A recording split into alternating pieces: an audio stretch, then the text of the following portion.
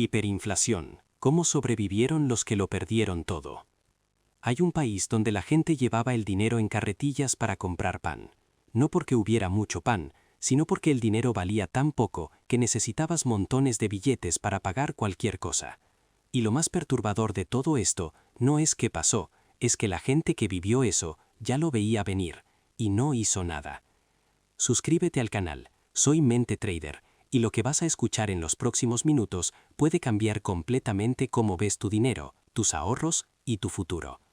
Porque hay 11 cosas concretas que hizo la gente común para sobrevivir a uno de los peores colapsos económicos de la historia moderna. Y al final del video te voy a contar cuál de esas 11 cosas es la más ignorada, y probablemente también la más importante. Vamos al grano. Todo lo que vas a escuchar no viene de un libro de texto, ni de un economista con traje, ni de ningún gurú de las finanzas. Viene de personas reales que vivieron la hiperinflación en Zimbabue, gente que fue a dormir con ahorros de toda una vida y se despertó con papeles sin valor. Existe un libro, escrito por Philip Haslam, que recoge sus testimonios, sus errores, sus estrategias y sus lecciones. Y lo que voy a hacer hoy es darte la esencia de lo que aprendieron, sin filtros y sin rodeos. Pero antes de empezar quiero que te hagas una pregunta. Y esta pregunta no es retórica, es real, y quiero que respondas en los comentarios porque va a generar un debate interesante. ¿Eres de los que creen que si viene una crisis económica fuerte, el sistema te va a proteger, o eres de los que creen que cada persona es responsable de protegerse a sí misma? Comenta abajo, ¿sistema o yo mismo? 2 palabras. Porque dependiendo de tu mentalidad, los consejos que vas a escuchar hoy los vas a aplicar de forma completamente diferente. Y al final del video vas a entender exactamente por qué esa respuesta importa más de lo que crees. Número 1. Sal mientras puedas. Quiero que imagines algo. Estás en un barco. El barco se llama Titanic. Ya sabes lo que le va a pasar. Ahora bien, alguien te pregunta, ¿cuál es la parte más segura del barco? Y la respuesta honesta, la respuesta que nadie quiere escuchar, es que no hay ninguna parte segura. La única forma real de sobrevivir es no estar en ese barco. Un país que se dirige hacia la hiperinflación es exactamente eso. Un Titanic moviéndose hacia el iceberg. Y da igual que tengas propiedades, acciones, bonos o negocios dentro de ese país. Todo está atado a la misma moneda. Y esa moneda se está hundiendo. En Zimbabue, aproximadamente 4 millones de personas tomaron la decisión más difícil de sus vidas, abandonar el país, y muchos de ellos lo perdieron todo en el proceso de emigrar. Pero cuando se les preguntó más tarde, la mayoría dijo lo mismo. Los sacrificios de emigrar no fueron nada comparados con los de quedarse. Ahora, esto no es algo que todo el mundo puede hacer. Hay familia, hay raíces, hay razones para quedarse. Pero es importante que lo consideres como una posibilidad real, no como una idea abstracta. ¿Tienes un plan de emigración? ¿Sabes qué países te admitirían? ¿Cómo funcionaría el proceso? ¿Cuánto tiempo tomaría? ¿Tienes un segundo pasaporte? ¿O al menos has investigado cómo obtenerlo? Los gobiernos, cuando las cosas se ponen feas, tienden a cerrar las salidas. No siempre de forma explícita, pero sí de forma progresiva. Restricciones en fronteras, controles de capitales, limitaciones al movimiento. En Zimbabue, el gobierno no tuvo suficiente capacidad para detener a los que huían, pero si hubiera podido, probablemente lo habría hecho. Esto nos lleva directamente al segundo punto, y es importante que lo escuches con atención, porque aplica tanto si decides quedarte como si decides irte. Número 2. Relaciones y comunidad. Durante la hiperinflación en Zimbabue ocurrió algo que los economistas no suelen mencionar en sus modelos. La gente se volvió más dependiente unas de otros. No por elección filosófica, sino por necesidad pura y dura. Los que sobrevivieron mejor no fueron los que tenían más dinero, fueron los que tenían mejores redes humanas. Los clubes, las iglesias, los grupos vecinales se convirtieron en centros de intercambio y apoyo. El acceso a suministros básicos no dependía de cuánto dinero tenías, porque el dinero valía cada vez menos. Dependía de a quién conocías y cuánto confiaban en ti. La confianza se convirtió en una moneda alternativa. Y eso no es metáfora, era literal. Podías conseguir alimentos, medicamentos, combustible o protección, dependiendo de tu red de relaciones. Si eres de los que piensan que la preparación financiera solo tiene que ver con activos y carteras de inversión, este punto te va a incomodar. Porque lo que los zimbabuenses aprendieron a las malas es que el aislamiento, en una crisis severa, puede ser mortal. No solo financieramente, en todos los sentidos. Y hablando de alternativas al dinero, el próximo punto es uno de los más malinterpretados de todos. Mucha gente cree que lo tiene resuelto con esto, y resulta que la solución que creen tener tiene un agujero enorme. Escucha bien. Número 3. Divisas extranjeras fuera del país. Cuando el dinero local empieza a perder valor de forma acelerada, el instinto natural es buscar una moneda más estable. Dólares, euros, francos suizos, lo que sea que el gobierno local no pueda imprimir. Y eso tiene sentido. Pero hay una parte de la historia que la mayoría no cuenta. El problema no es solo tener divisas extranjeras. El problema es dónde las tienes. Philip Haslam documenta en su libro cómo los gobiernos que enfrentan crisis monetarias severas tienen un mecanismo casi universal. Obligan a sus ciudadanos a convertir cualquier moneda extranjera que posean en moneda local. No es una posibilidad teórica, es algo que ha pasado en Argentina, en Zimbabue, en Venezuela y en docenas de países a lo largo de la historia. Un empresario conocido explicó públicamente cómo perdió el 90% de su dinero en Argentina de la noche a la mañana. Tenía una cantidad importante de dólares en una cuenta bancaria dentro del país. El gobierno aprobó una ley que obligaba a convertir todo a moneda local. La conversión se hizo, y al día siguiente devaluaron la moneda local un 90% frente al dólar. En cuestión de horas, lo que valía 1.000.000 pasó a valer 100.000. Esto significa que tener dólares dentro del país no te protege. La divisa extranjera solo te protege si está fuera del alcance del gobierno que quiere quitártela. En alta mar, como se dice en finanzas. En cuentas, fondos o activos físicos ubicados en jurisdicciones extranjeras estables. Ahora bien, hay otro problema que casi nadie menciona y que yo considero fundamental. Las principales divisas mundiales, el dólar, el euro, la libra, también se están devaluando. No al ritmo de las monedas locales de países en crisis, pero se están imprimiendo a una velocidad sin precedentes históricos. Así que la pregunta real no es solo cómo sacar el dinero del país. La pregunta es en qué lo conviertes una vez que lo sacas.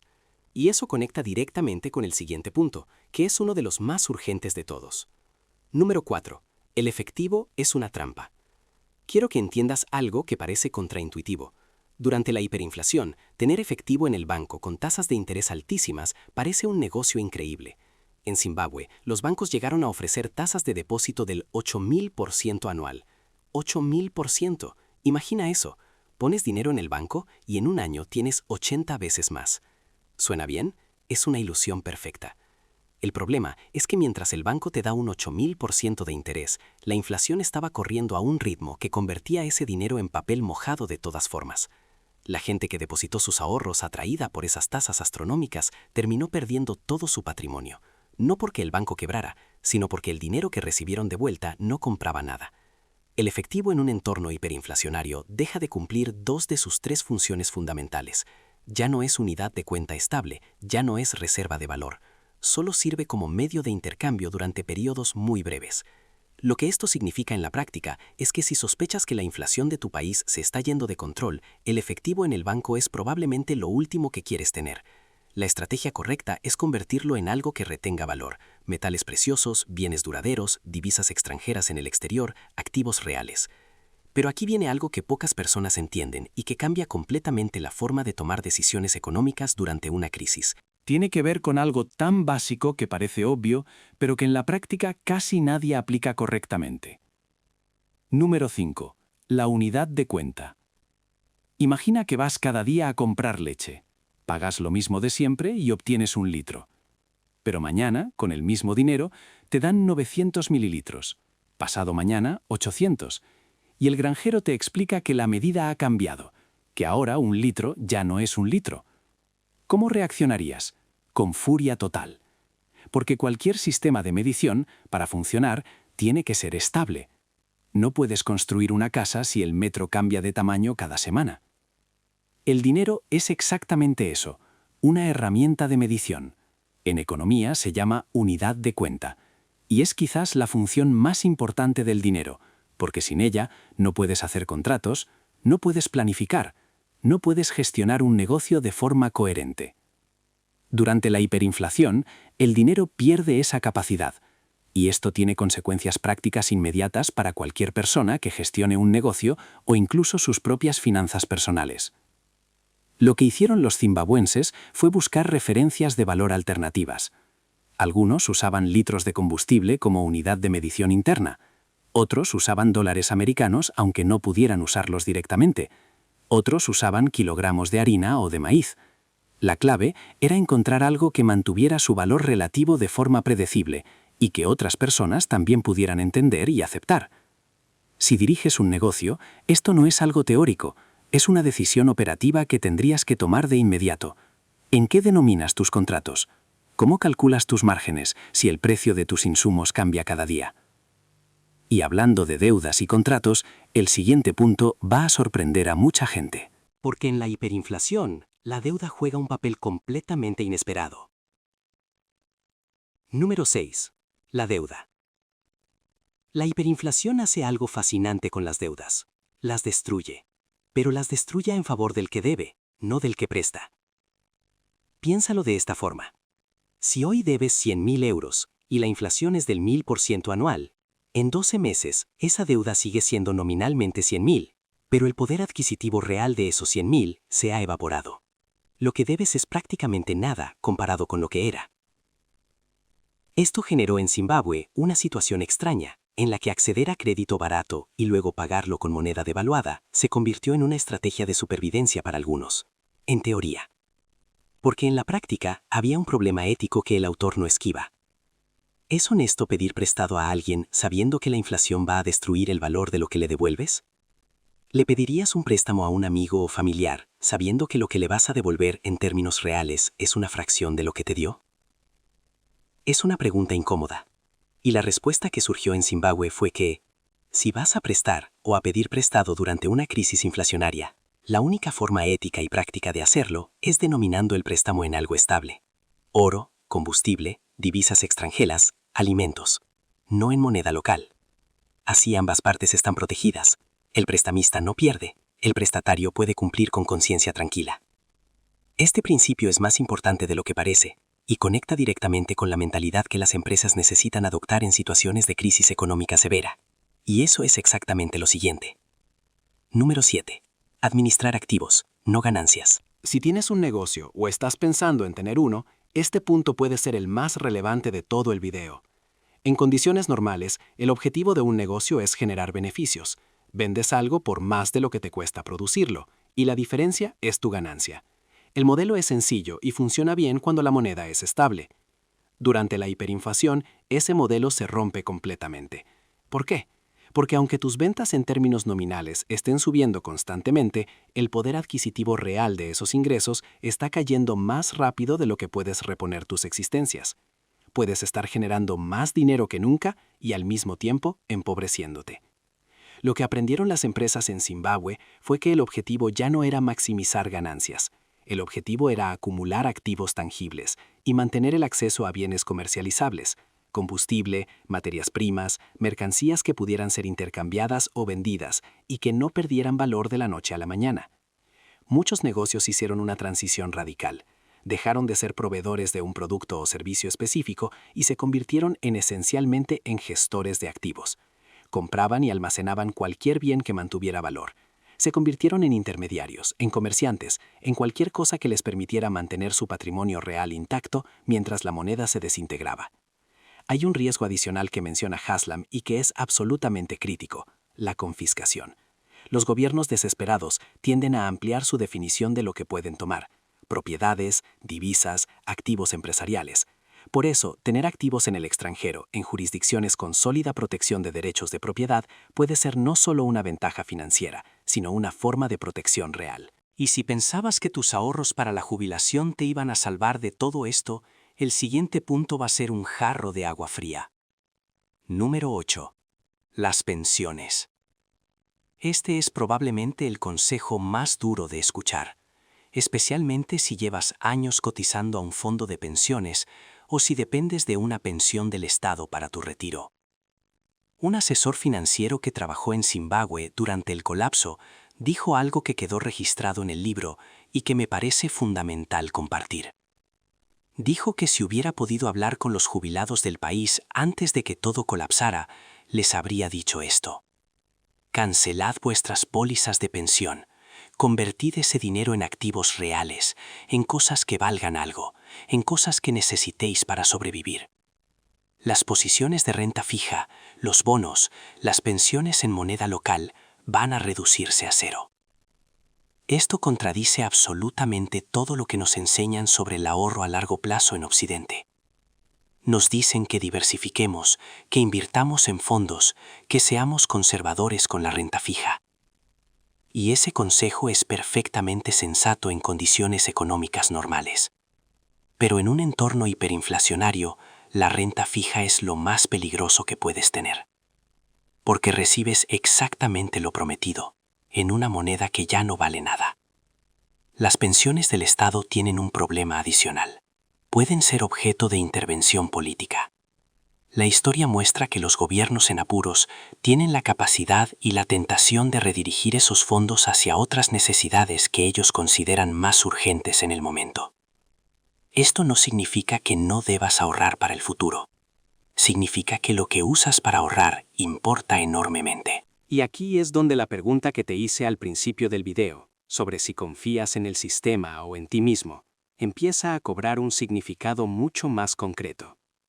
Recuerda que todavía queda información clave por revelar. El punto número 11, el que más se ignora, y que yo considero el más peligroso de todos si lo desconoces, lo revelaremos en breve. Número 9.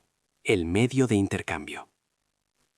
Uno de los primeros síntomas de la hiperinflación severa es que la moneda nacional deja de ser útil para las transacciones cotidianas. La gente empieza a rechazarla, no de forma oficial. Simplemente nadie quiere aceptar algo que mañana va a valer menos. ¿Cómo pagas entonces? ¿Cómo compras lo que necesitas cuando la moneda oficial no funciona? En Zimbabue se usaron todo tipo de alternativas: combustible, cigarrillos, alimentos, divisas extranjeras en efectivo. El trueque revivió de forma masiva y funcionó porque la gente tenía suficiente confianza en la comunidad y en el valor de lo intercambiado. Haslam menciona en el libro las criptomonedas como algo que en ese momento estaba en sus primeras etapas, pero que ofrecía características interesantes para este tipo de situaciones: resistencia a la censura, posibilidad de transacciones sin intermediarios, portabilidad y cierto anonimato. Hoy, años después, estas tecnologías han madurado considerablemente. El problema es que los gobiernos también han aprendido. Muchos están desarrollando sus propias monedas digitales y explorando formas de controlar o limitar las criptomonedas privadas. Si el gobierno controla la infraestructura de Internet o los sistemas de pago, tu capacidad de usar alternativas digitales puede verse severamente limitada.